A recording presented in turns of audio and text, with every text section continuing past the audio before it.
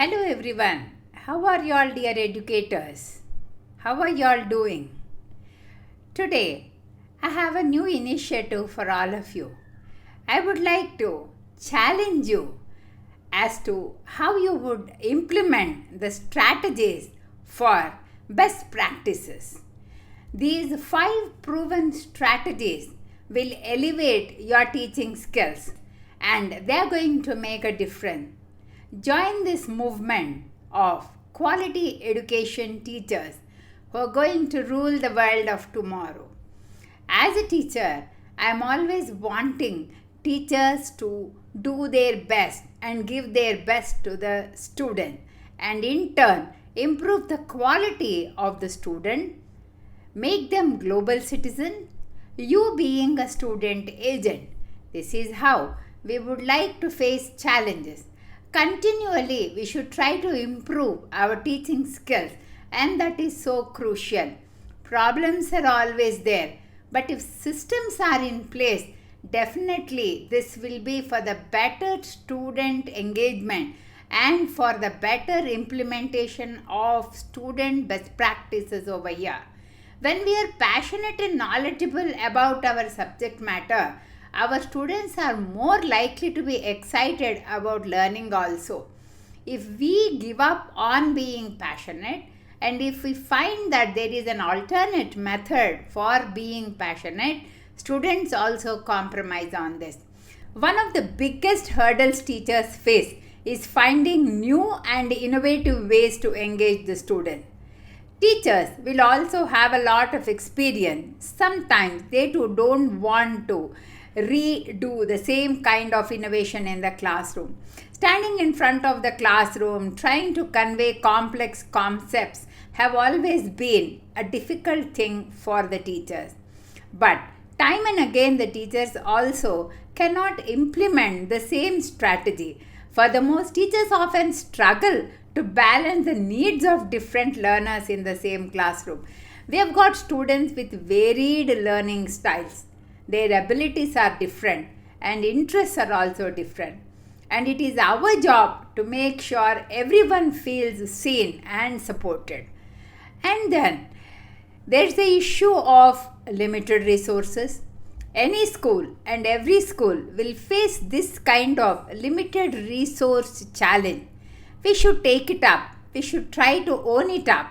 We should try to understand that the school wants to provide, but budget is always a limitation for the teachers. So what can we do to overcome these challenges and take our teaching skills to the next level? We always want the skills to go to the next level. First thing is to set clear goals and expectations for our students. Keep in mind that more clear you are regarding the goals, the clearer will be the student. This means being specific, measurable, achievable, realistic and timeline goals. Not all periods will be completed within say 35 minutes and the content and the learning outcome can be finished within this 35 minutes. Some learning outcomes take a longer time also. Making sure our students understand the concept is the best thing we will have to do every time. Instead of just assigning a project to the student, we can provide a detailed rubric. This will not be completed within 35 minutes. That outlines definitely for the success of the student. Teachers should always keep in mind that more clearer the rubrics are, the more easier for the student to see that their project completes. The homework is not done by the student only if they are not clearer with the goals. This is the first and the foremost thing.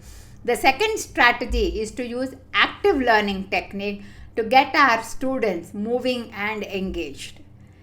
The think, pair, share, wherein the students are engaged, the collaborative and the group learning, the collaborative learning and the cooperative learning which we are working on, these group discussions, hands-on, will all create that active role instead of the passive role where the teacher is giving the content and the students are learning the content.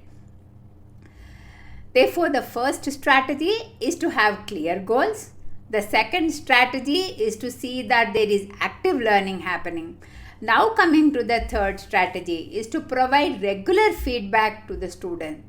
How clear are the teachers on giving the feedback in the what, where, when, why, who, how complex?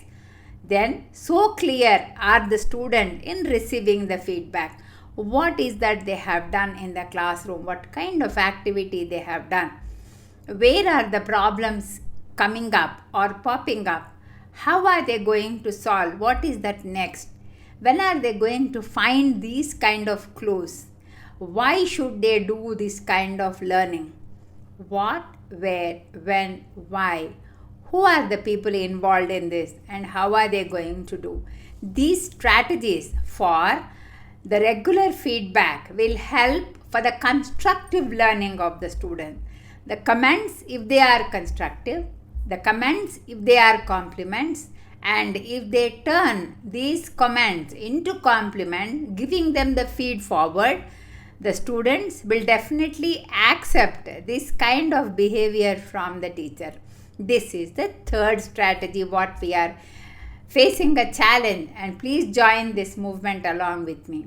The fourth strategy is to incorporate technology in a way that it is meaningful for the student. There are online resources, multimedia presentation, open any educational app. There are many free resources which are there for the students and for the teachers to have a flipped classroom, Kahoot app in order to give the students that immediate interaction with the teacher.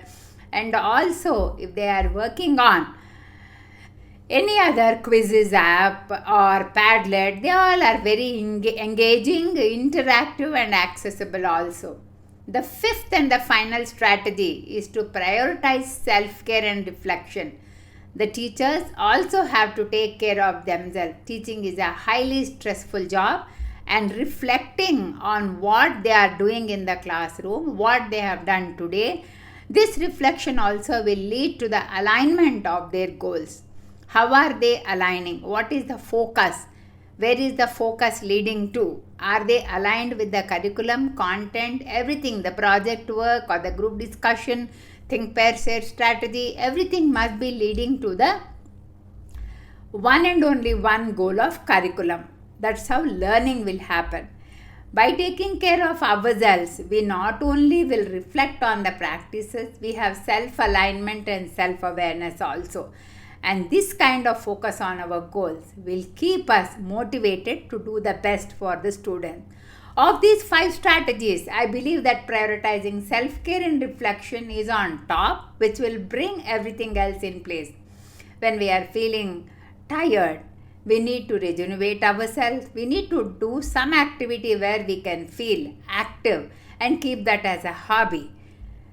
Slowly, the hobby shouldn't be a pastime or a lazy escaping route.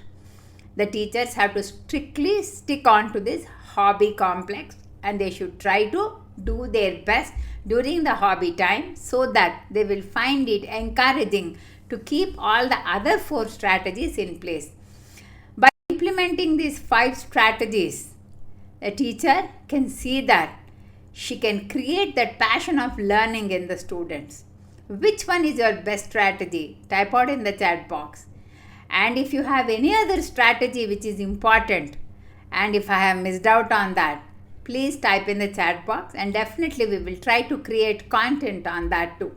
Hi, I am Dr. Padmavati Tungaturti from Teachconnect. Teachconnect is a platform which believes and creates upskill videos, content as well as upskill blogs for teachers in order to improve themselves, which in turn will help our society to produce quality education students. Thanks for watching.